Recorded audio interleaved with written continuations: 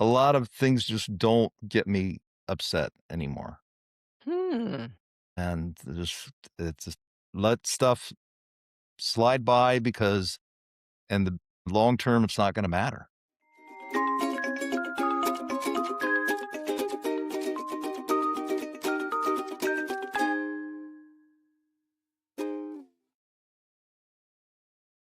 Welcome to the Kindness Podcast. I'm Nicole Phillips. Today's conversation is with Kelley King.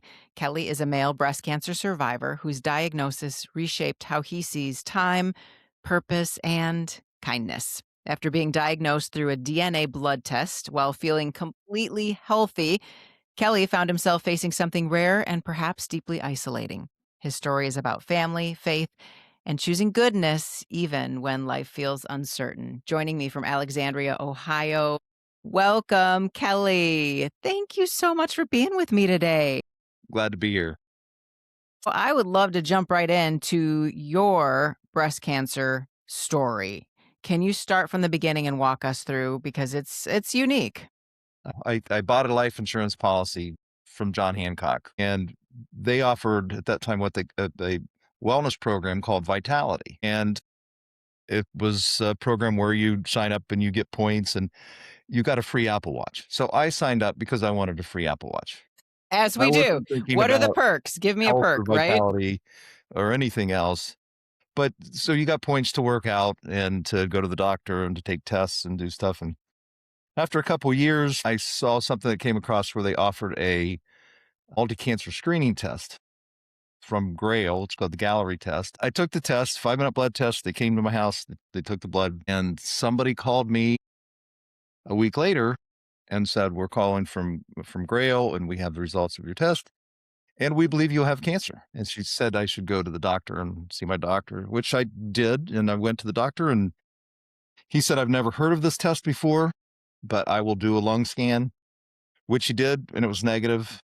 Told me to go home and live my life. 2 months later, the company called me back, Grail, and said, "We really think our test is right. Will you take it again?" And I reluctantly said yes, because I thought, well, if I have something, I'd like to get to the bottom of it.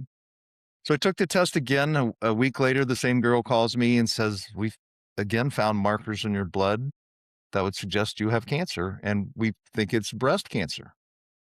And at this point, I'm ready to hang up on her. Hey, I said, "Let's pretend for a second that I believe you. What should I do about it?" And she said, "Well, you should go to your doctor and have him order some tests, a mammogram, but it probably won't show anything, and have him also do an ultrasound." So I went back to the doctor and I said, "Guess who called me again?" And he rolled his eyes and said, "I've heard of this. It's not, I don't believe it." And so, "Well, can you order a mammogram and an ultrasound?" I had the mammogram, and the doctor came out and said, "You're negative. We don't need to do the ultrasound." I said, "Well, I'm already here. Why don't you go ahead and do the ultrasound?" He did it and came back a few minutes later afterwards and said, "We found some swollen lymph nodes in your armpit, and we'd like to biopsy them." Week later, I go back in, have a biopsy. A couple days later, the doctor calls me and says, "You've got stage 2 breast cancer." Wow. Are you kidding me? I had absolutely no symptoms. I felt better than I've ever felt in my life. Yeah. And he said, so I changed my doctor at that point and went to Ohio State and met with them. They said, "Yeah, well, we need to do um, chemotherapy, we need to do surgery, and we need to do radiation." You and I have something in common, and that is that we both were treated at the Stephanie Spielman Comprehensive Breast Center at Ohio State. And my recollection, now this is 10 years ago for me, my recollection is I felt so warm and cared for because the robes were white with little pink trim. There were women all around me. It was like a sisterhood, right? In that place. I There may be know, some of that. yeah, right? Like I know hundreds of female breast cancer survivors, and I know one male breast cancer survivor, and you're it. So, what What was that like for you being in that facility?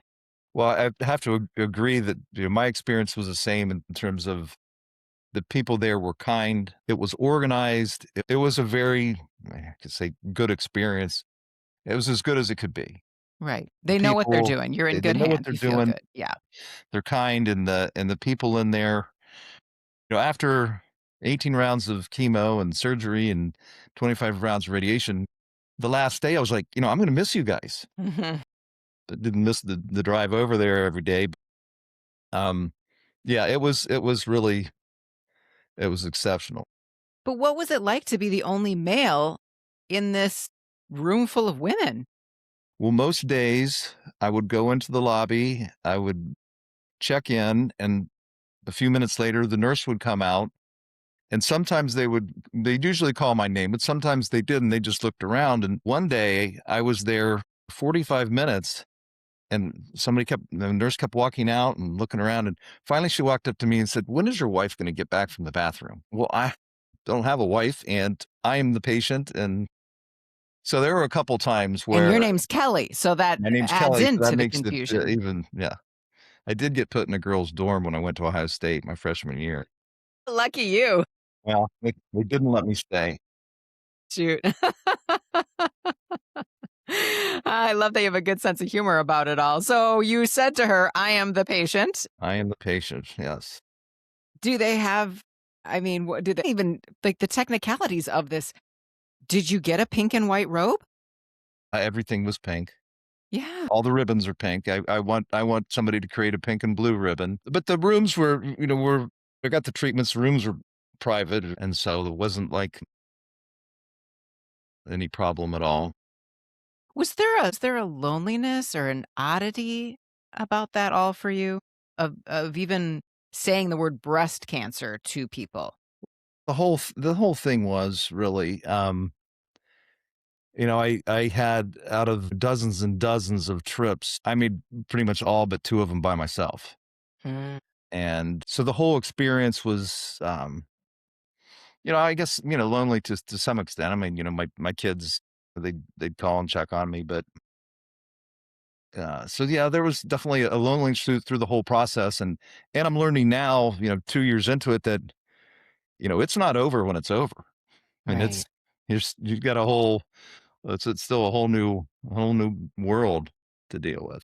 So say more about that because that was something that when people who had gone through cancer before me would say that and then explain more, it brought me deep comfort because I thought, "Oh, I'm not going crazy." So say more about what you mean about that it's not over. Well, early on, it's so, I mean, it's scheduled. You know what you're going to do. You start the chemotherapy, and you walk out the first day and you feel okay. And it's like, oh, this is going to be a piece of cake. I'm going to nail this. And then it gets, 18 weeks later, and you don't have any hair, and you don't have any energy, and you've lost 40 pounds, and you know, can't, can't pick up a grandkid. But then, a year after that, weight's back, hair's back, most of the energy's back, treatments are over. But you still have decisions on, are you going to keep doing the stuff they want you to do? Are you going to take the tamoxifen? Are you going to take the Zometa, the infusions? Are you going to, are you going to do all this other stuff? And then dealing with, my case, some neuropathy in my feet that to this day is 24/7 constant, and trying to figure out, do I take these drugs? What do I do to get my feet back? And then every time you have a scan or something, it's kind of a whole new thing. I used to go for scans and never think a thing of it, but now it's like, wow, maybe they'll find something. And so Yes. there's, I guess I'll call it anxiety, just about what are they going to find next time? Is it somewhere else? And am I doing the right things? Am I taking the right supplements? Or am I doing the right exercise? So yeah, I feel like the work has just begun in some extent.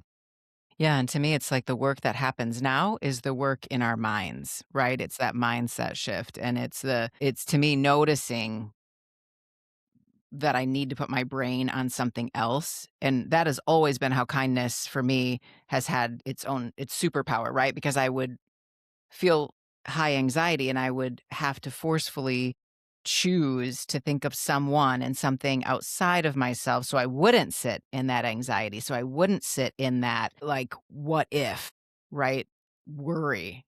Mm. Yeah, it's tricky. And then I don't know about you, but I took the tamoxifen. I'm sure some people who are listening have been or are on tamoxifen, and that the side effects of tamoxifen, which sometimes people don't know, is super high anxiety. At least, that was for me. They said it was a normal thing. I felt like I was crawling out of my skin. I would wake up some mornings. I had smaller kids at the time, and I remember saying to my kids, like, and my husband, "My anxiety is through the roof today. I just need you to know that. This is the field we're playing on today." Am I resonating at all with you, Kelly? Well, I took it for 3 weeks, and I could not go any further.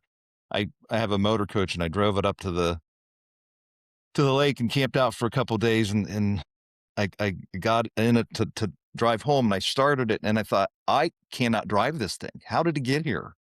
I can't." I was scared to death. And I had night sweats, and I don't know what it's like to be a woman in menopause, but I feel like I do because Yes, it was right? it was I thought if I have to live this way and I didn't want to get off the couch, I didn't want to do anything, that's going to kill me before something else is going to kill me, I think. I was just and so and I haven't taken it since then, and maybe somebody will convince me to try it again, but and all the data is on women. And I That's know a it's really kind of the interesting same point. stuff, but it's not all the same stuff. Right, And you right. don't know all the side effects when you go in. I mean, if somebody would have said on the for my feet, if somebody said, you can put your feet in ice when you're taking the chemotherapy, and that might help reduce the neuropathy. I don't know if that's true. Doctors don't seem to think so, but I've talked to other patients that did that and said it helped. And you just never know because each of our bodies are so different, right? Yeah. I remember going into the Stephanie Spielman Center after I was on the tamoxifen for a few weeks, and I just started crying at the receptionist, and I mean, I stood there just bawling, and she was like, "Who do you why are you crying? Who do you need to see? Like, what?" I'm like, And I read a really sad book. It was a true story when I was on that same trip I was talking about, and I started crying, and it was like a day. I just couldn't stop. "Yes. Yes, yes." It's wild. So, in the middle of that vulnerability from the beginning of the diagnosis all the way through even to now, like, how did that change the way that you see kindness? Whether it's the way you receive kindness or whether the way you give kindness, how did it change for you? But one thing was being in the center and seeing the other people going through what they were going through. And while I was going through the same thing, just I felt so much compassion for them. And some of them were, some of them were alone, some of them were older, some of them were in there for the fourth time. And I could not imagine going back and doing that a fourth time or a second time. And so just the compassion for the other people going through it, and I can, at times think, "Oh, this is so unique that I've done this," but there are just I get millions of people that have gone through this, and it's not. I mean, the male breast cancer part is unique, but the whole experience of the cancer and breast cancer is not unique. And so I feel for the people that have gone through it.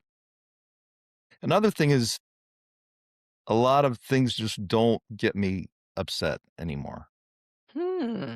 and it's just let stuff slide by because in the long term, it's not gonna matter, and time with the grandkids, that's been another thing. It's, just, I wanna be an impactful grandfather, and that's been just it's a priority, and I make the time to do it, and I'm happy I can do it. Cancer sure has a way of stopping us in our tracks and saying, "Look at the story of your life. Do you like the story of your life? Do you need to lean into being more intentional to parts of it? Do you need to cut other parts of it out?" I Yeah, felt that way. Did you feel that way? yeah.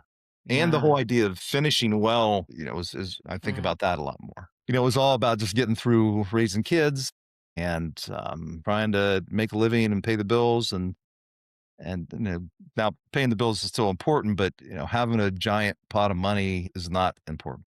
Mhm. What's important is how I can invest in and be of value to the people around me. And I think people get to that point, hopefully, at some point in their lives anyway, but you're how old are you? I'm 65. 65. So, and I'm 50. So just so that nobody is like, why are you asking people their age? Well, we'll be honest about it, right? I'm guessing you would have gotten to that point of, hey, what am I here for? And what do I really want? What's my legacy? Do you feel like you got to that point faster because of kindness, or were you kind of heading down that trajectory anyway? I would like to say I was headed down that anyway, um, not nearly at the same pace, Mm. and, went through a program, with a group of Christian businessmen in Columbus called Prime Movers, and that was one of those, very deep dive into what are you here for and what are you gonna do? I started that program right before the diagnosis, and it was just, it was interesting how some of the my path kinda changed right in the middle of that program because of the diagnosis. Not like it wasn't just Yeah. like, "I gotta hurry this up," but it was also, "How am I gonna use this story in a way to benefit other people?" And, you've seen the video that the company did, that explains their program, which is nice, and then it explains also the test, which I think could be a game changer in the whole world of early detection. And, I think it'll be FDA approved and probably be available to everyone hopefully soon. But how do I use my story of, almost, I was so indifferent about my future and my health 4 years ago, 3 years ago. It was just a given. I'm going to be okay. I'm healthy. I'm fine. And I kind of stumbled into this vitality thing because I wanted a silly Apple Watch. It wasn't because I thought about, you know, doing things today that my future self would thank me for. I mean, that's a great thought. I really should have been thinking that, 40 years ago. We should all think that. It sounds so simple, but it's profound. So I stumbled into it, and the fact that I was diagnosed is an absolute miracle with 0 symptoms and, um, the things that had to happen for me to actually take that test and take it again and insist on the ultrasound. And God did everything except send me a certified letter that says, "You've got cancer, deal with it because I got something for you to do." Then a person's gotta figure out what the something is that they've got to do. Have you nailed that down? Not really. And this story, I don't know if people want to hear the story. I know I've had a few speaking engagements, mostly centered around the wellness program and the test. I'm not sure. I'm still not sure yet how to use the story.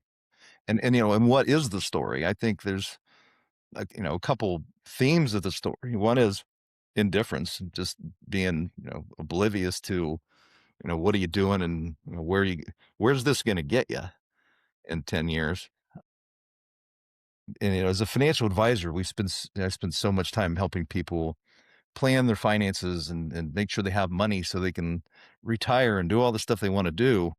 But if they're not healthy, it's worthless. And I'm sure people there is a lot of anxiety around the financial part of retirement, but it's the other part of retirement, all these other things, which I think people need to focus on. I started a group with a buddy called the Retirement Life, where we're helping people address those things that have nothing to do with money.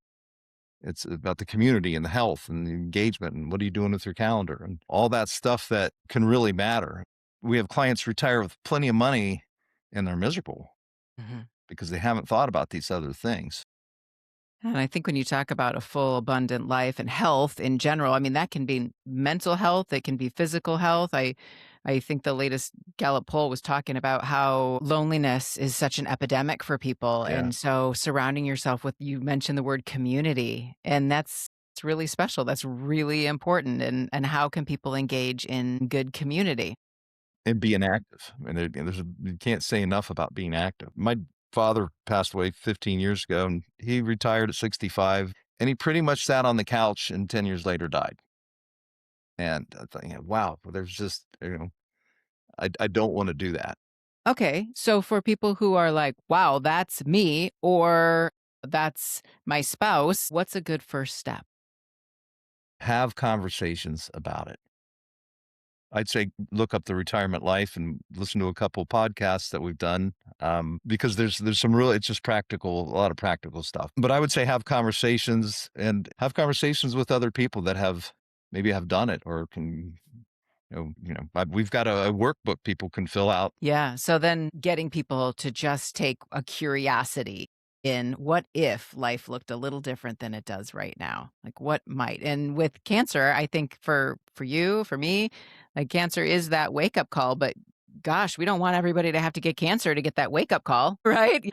So if you're listening and you're thinking, you know what, I think life could be a little fuller than it is right now, then yes. And enjoy every day too. I mean, there's definitely something to be said for just, you know, gratitude. I think, gratitude, it's almost a prerequisite for kindness. You've got to be grateful for what you've got. I think to before you're probably going to be kind. Did you have to do any particular gratitude practices during your treatment? Not have to, but did you that helped you notice the little kindnesses around you? Was there anything or is that something that comes naturally to you? I didn't do any practices. I can't say it comes completely natural to me, but I guess it kind of comes natural to me. I mean, I believe I believe in a God that's gonna work, in all things for good, and, not sure what that looks like. It doesn't mean it's gonna be painless, but so I think, kinda having that long run eternal picture on things makes it a little bit easier, a lot easier. Right. Spiritual practice is certainly a practice of gratitude, right? And then and people who identify with different types of spirituality have different practices of gratitude with that, I'm sure. But yeah, so that kind of kept you locked in to gratitude having that eternal lens. I had someone who gave me a box of sunshine, and inside was all yellow stuff, a yellow candle and a little yellow washcloth and some little lemon candies, and it was like you open it up and it was just sunshine, and I had somebody give me a bag of gummy bears and said, "Just in case you need to bite someone's head off." I did have somebody they, knitted me a cap, so when my hair fell out, I had a scarlet and gray Yeah. hat. Were there special moments during your journey that were just a delight to you? Yeah, and we said special moments. I was thinking about some of the negative ones first, but we went on a camping trip over to the beach one day, and I couldn't walk to the beach with them. I didn't have enough energy to do it, and so that was a moment that stuck out, but it's been fun as I've kinda gotten back some strength is to be able to go down there and, and run with them and throw them around. But, yeah, I mean, early on, it just, my granddaughter asking, "Is grandpa okay? Is grandpa gonna die?" I mean, that's, just, if because they watch this really rapid decline in your health, very obvious. And, if you project that out another year, it's like he's not gonna be around. So it's been great to kinda go back and see them and be and look different and be different. So, what would you say to people who are going through something big and they just feel really alone in that? Well, I would say reach out to people and I said I went through this alone and that, most of my treatments, well, all of them were all pretty much alone, but, I'd moved in, I'd say to help take care of my 95-year-old mom. So I'd moved out to the farm here in Alexandria a few years ago, and it turns out she took care of me. So, I mean, I did have my mom and my sisters as support. So I let them help take care of me. And you've got to let people because they want to help. I probably didn't reach out to my kids as much because I kept thinking I don't need to be a burden on them. But I think I probably could have leaned on them more. I think they would have been, very willing to be there. So let people help you. And even if you can drive yourself there, maybe you shouldn't drive yourself there. Maybe you should let somebody else because you'll get some time where you're not alone. So let people serve you. Gosh, it's such great advice because I know how great I feel when somebody calls and says, "Hey, can you help me with this?" Or I offer to do something for someone and they say yes, it makes me feel so good. And when I feel like when I don't ask somebody else for help when I could maybe use it, when I don't lean on somebody else, I'm kind of stealing their chance to be a blessing. For people who are interested, you said this blood test that you had done was still going through FDA approval. But it is available and your doctor can prescribe it. And if your doctor won't prescribe it, you can call Grail and they'll get somebody to prescribe it for you. And for the price, at under $1,000, it's would you pay $1,000 to know if you had cancer? I mean, I think that a lot of people would. And a lot of people wouldn't wanna know. So, I mean, there's That's I think another thing we didn't talk about is um the I don't want to know because I've talked to some people that are in the same program as me and they can take the test for free and they say I don't want to know. I'm like, well, you're gonna know. It's just a matter of when. And do you want to know now when you can do something about it or when it's too late? And so if you've got it, find out and do something about it because the alternative is you find out when you don't have the options. right. If I ever did a speech or wrote a story, I mean, vulnerability is one part of it, early detection's part of it, leaning on other people is part of it, perspective, gratitude, counting your blessings. That's some yummy stuff, Kelly. You gotta start writing. You gotta sit down Yeah, and start writing. that's It's what somebody time. said. Yeah, yeah.